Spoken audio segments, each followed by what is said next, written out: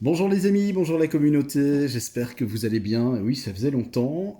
Écoutez, pour ma part, ça va un petit peu mieux. J'ai eu quelques petits soucis de santé, rien de bien grave. Bon, les petites maladies hivernales comme d'habitude, malgré que nous sommes au printemps, mais vu le mauvais temps que nous avons, forcément, on se fait toujours avoir et on est un petit peu grippé, ce qui fait que j'ai préféré prendre un petit peu de repos. Me voici de retour pour de nouvelles vidéos réponses en électricité. Merci en tout cas Jackie le Bourgeois, puisque cette réponse t'est adressée par rapport à la question que tu m'as posée pas plus tard qu'aujourd'hui, concernant les différentiels. Alors comme tu m'expliques, de ce que tu m'expliques, en tout cas, c'est en France.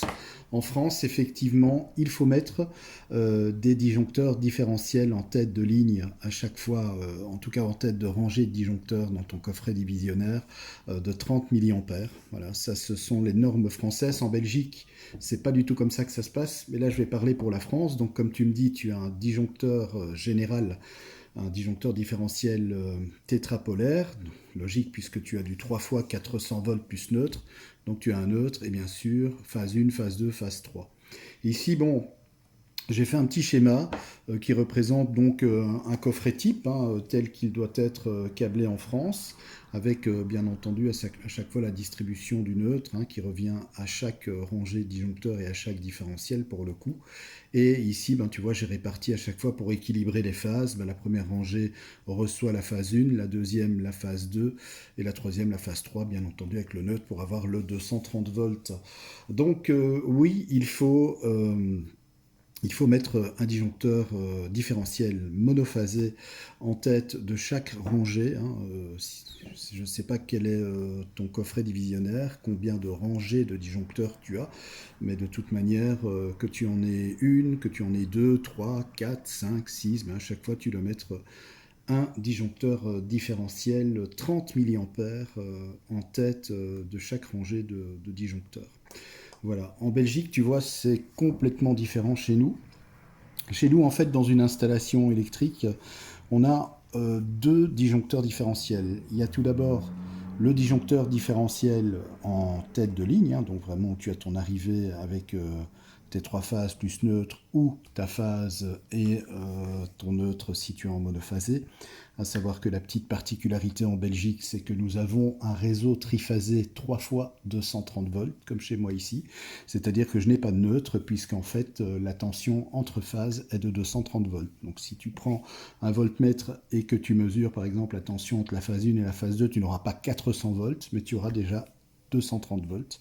Raison pour laquelle le neutre en Belgique, dans ce cas de réseau triphasé, n'est pas distribué. Nous avons aussi bien sûr du 3 fois 400 volts plus neutre comme en France. Donc chez nous, comme je le disais, on met d'abord un disjoncteur différentiel en tête de ligne, donc c'est lui qui va protéger l'ensemble du coffret, donc au niveau de l'arrivée, des trois phases, ou de la phase et du neutre, etc., ou des deux phases, peu importe. C'est un 300 milliampères, donc c'est un disjoncteur différentiel d'un calibre de 300 milliampères, d'une sensibilité, pour être plus exact, de 300 milliampères. Ensuite, on met un disjoncteur différentiel de 30 milliampères pour tout ce qui fonctionne avec de l'eau.